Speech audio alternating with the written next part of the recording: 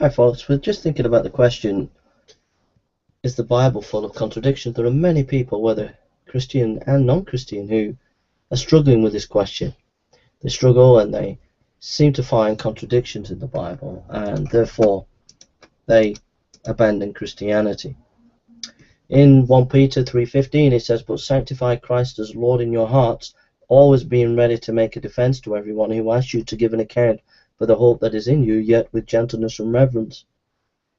There, the Apostle Peter is saying he's not anti-intellectual. He wants people to have answers to their questions. Answers to these questions would be the Encyclopedia of Bible Difficulties by Gleason Archer, Zondervan Publishing House, Grand Rapids, Michigan. And you can also go on to calm.org, Bible Full of Contradictions, and look at Bible difficulties, where any Bible difficulties can be answered.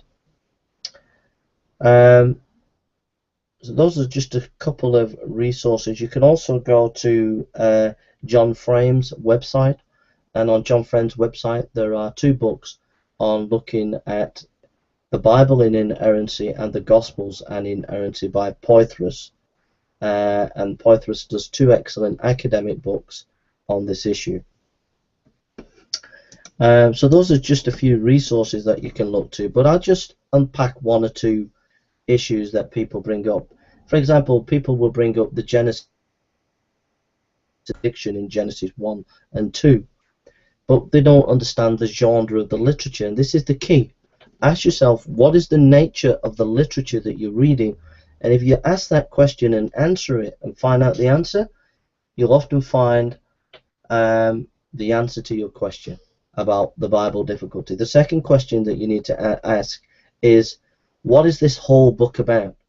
How do I look at the verse that I'm looking at in the context of the whole book? If you do this, you will find that many of your issues are dealt with. So in Genesis 1 and 2, skeptics will say, oh, there's contradictions in those chapters concerning the creation account.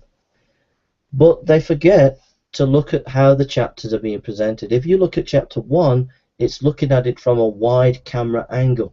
If you look at chapter 2, it's as if the camera then goes in and realize the difference between the wide angle and the zooming in angle of the chapters, you will say there's a contradiction.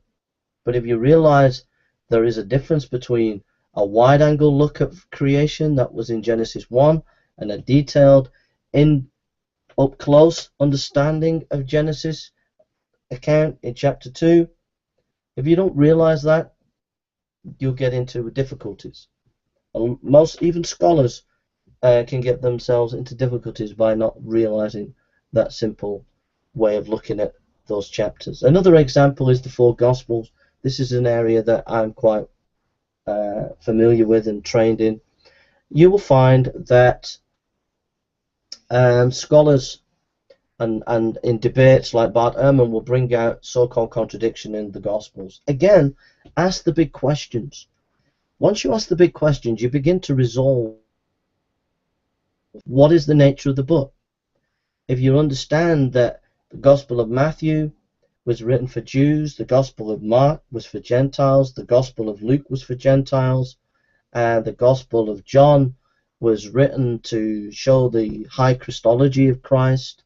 Once you realize the purpose of each book, then you have a context to understand the verses. So for example, each writer will give you information that was specifically to try and highlight the main theme of the book. If you don't understand that, you will get into a mess if you try to understand the so-called contradictions in the Gospels. Secondly, there are not contradictions, but I forgot the name now, but it's telescoping. Sometimes one writer of the Gospel will condense hours or days into a short unit of a literary unit, and it gives the impression that maybe 4 events happened in a day, but you don't realize the person is what is called telescoping. This is a typical way ancient historians wrote. So for example, you will get in the Gospels, one Gospel will say two angels, one angel, another Gospel will say one angel, another writer will say one man. Notice they're not saying only two angels, only one man, only one angel. They're just picking the information that they want to give for their account. So they're not a contradiction. So there's telescoping, there is selective information. Often a contradiction can be down to not having the original Greek in your hand. Sometimes it's best to check a word, to get a Greek dictionary or a Greek interlinear or a Hebrew interlinear and check what the actual Hebrew and Greek word is. If you do that, that will resolve a lot of so-called contradictions. These are just some of the basic ways to deal with. Always remember the big picture. The big picture is the Bible was written over 2,000 years. It was written, there's over 60 odd books, and there are many, many writers, about 40 different writers from different cultures, different backgrounds. And yet, all these books and all these writers have one theme, and that's Jesus Christ. That's kind of like the equivalent of you going into your library, picking out books at random over the span of 2,000 years that they've been written. So you go and get a novel by Dickens, a poem by Thomas, a book written by some keep fit expert today, a book written on physics 100 years ago, etc. You just pick all these books at random from a massive library, put them all together, and they all end up having the theme of strawberries and cream. What chances would that be? That strawberries and cream are at the center of all these books that you've randomly picked.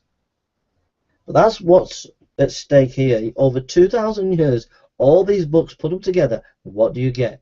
You get one consistent theme, and that is Jesus Christ. That is amazing. So whenever you get bogged down with the details of this contradiction or that contradiction, always remember the big picture of the Bible. Secondly, ask yourself, what is the nature of the literature that I'm reading? Very often, people don't realize, even scholars don't realize they're reading. So, for example, most people don't realize that the Gospels are ancient biography, written with eyewitness material. They were written in specific ways ancient writers wrote. And if you don't understand those ways, you're going to be a bad exegete, a bad expounder of the Bible. So I hope this has been a help to you. Look at the books that I've recommended to you. Look at the resources. There's a series by John MacArthur on the inspiration of the Bible. Go to Grace to You and look at his long series on the inspiration of the Bible. That will be a great blessing to you. Also look at R.C. Sproul's series on the Bible, about canon and inerrancy, etc., and that will be a great blessing to you. So I hope this has been an encouragement to you, and God bless you.